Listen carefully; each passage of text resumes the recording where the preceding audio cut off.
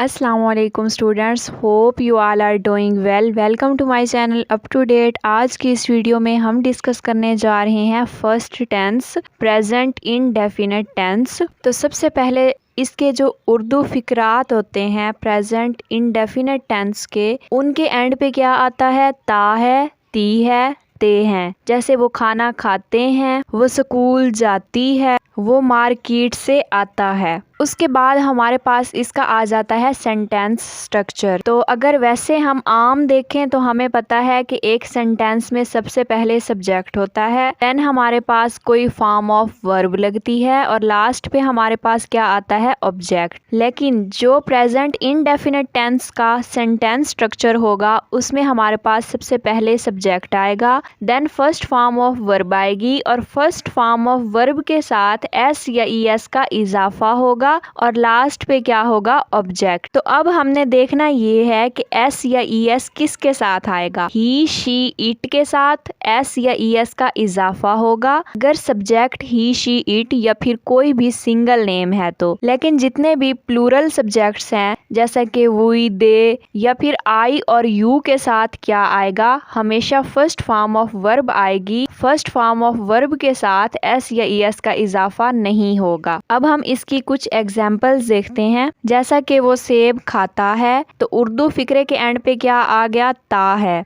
इसी तरह से इसका जो प्रेजेंट इंडेफिनिट टेंस होगा इंग्लिश में वो क्या होगा? He eats an apple. He यहाँ पे सब्जेक्ट है, ईट क्या था? हमारे पास फर्स्ट फॉर्म ऑफ वर्ब थी, साथ हमने एस लगाया क्योंकि हमारे पास सब्जेक्ट क्या है? ही।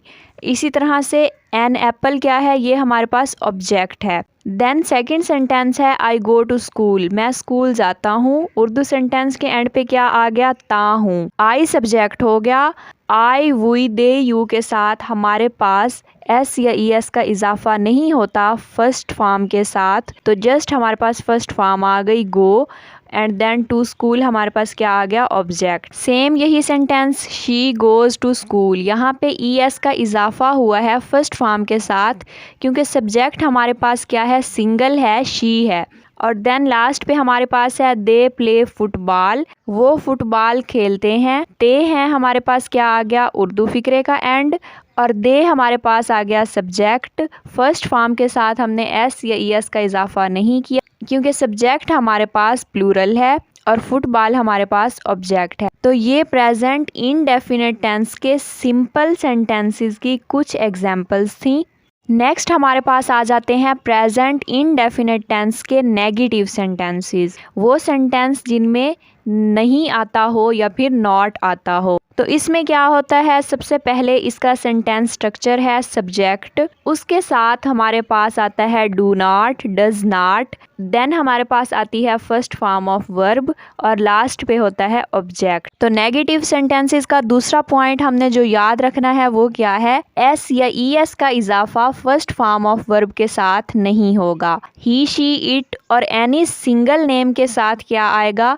Does not. I, we, they, you के साथ या फिर कोई भी प्लूरल नेम्स हैं तो उनके साथ हमारे पास क्या आएगा? Do not. कोई भी चीज़ एक है, वाहिद है, सिंगल है, उसके साथ हमने क्या लगाना है? Does not. जैसे कि इकरा नेम के साथ जस्ट एक नेम है हमारे पास, तो इसी तरह से इसके साथ हमारे पास क्या आएगा? Does not.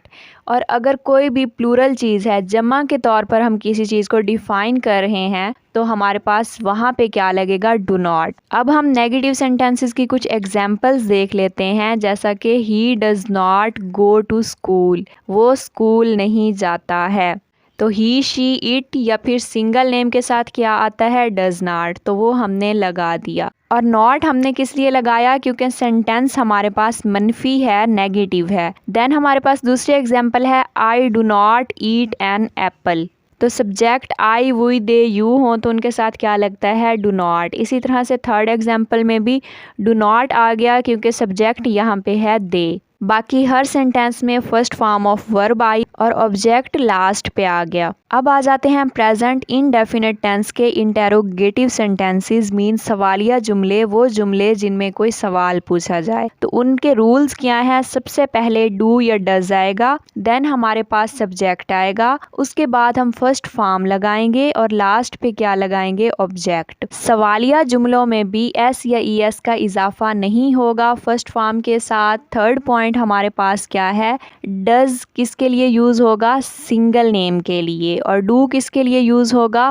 प्लूरल नेम के लिए, जैसा कि आई, वी, दे, यू के लिए। और डज ही, शी, इट और कोई भी सिंगल नेम है तो उसके साथ आएगा। जैसा कि एग्जाम्पल्स हैं इनकी, जैसा कि इन सेंटेंसेस की एग्जाम्पल्स हैं, डज ही प्ले फुटबॉल, क्या वो फुटबॉल खेलता है। डज हमारे पास क्या आ गया पहले, क्योंकि सब्जेक्ट क्या था? ही था, इसीलिए हमने डज यूज किया। Play mean first form of verb आ गई, उसके साथ एस और यस का इजाफा नहीं हुआ और लास्ट पे ऑब्जेक्ट। और एक बात आपने हमेशा याद रखनी है, सवालिया जुमलों के एंड पे क्वेश्चन मार्क होगा, मीन सवालिया निशान होगा, तो आपने ये लाजमी लगाना है। देन दूसरी एग्जांपल हमारे पास है do I go to school, तो आई, वी, दे या प्लूरल नेम के साथ हमारे पास क्या आता है? डू। तो इस जुमले में आई हमारे पास सब्जेक्ट था, इसीलिए हमने डू का यूज़ किया, फर्स्ट फॉर्म ऑफ वर्ब लगाई, ऑब्जेक्ट लगा के हमने क्वेश्चन मार्क लगा दिया।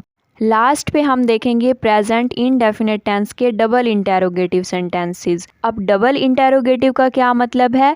वो जुमला जिसमें सबसे पहले WH फैमिली के वर्ड्स आ जाएं, जैसा कि व्हेन, व्हाट, वेयर, हुज या फिर हाउ। तो उनके हम सवालिया जुमले प्रेजेंट इंडेफिनिट टेंस के कैसे बनाते हैं? सबसे पहले जो भी हमारे पास WH फैमिली का वर्ड होगा या फिर हाउ होगा वो आएगा, देन हमारे पास डू या डज आएगा, उसके बाद subject, then first form of verb और लास्ट पे ऑब्जेक्ट और सवालिया निशान मस्ट। बाकी सारे रूल्स सेम हैं, आई, वी, दे, यू या फिर कोई भी प्लूरल नेम है तो उसके साथ डू लगेगा, ही, शी, इट या फिर कोई भी सिंगुलर नेम है तो उनके साथ डज लगेगा। जैसा कि एग्जाम्पल है, मैं कब स्कूल जाता हूँ, when do I go to school and then question mark.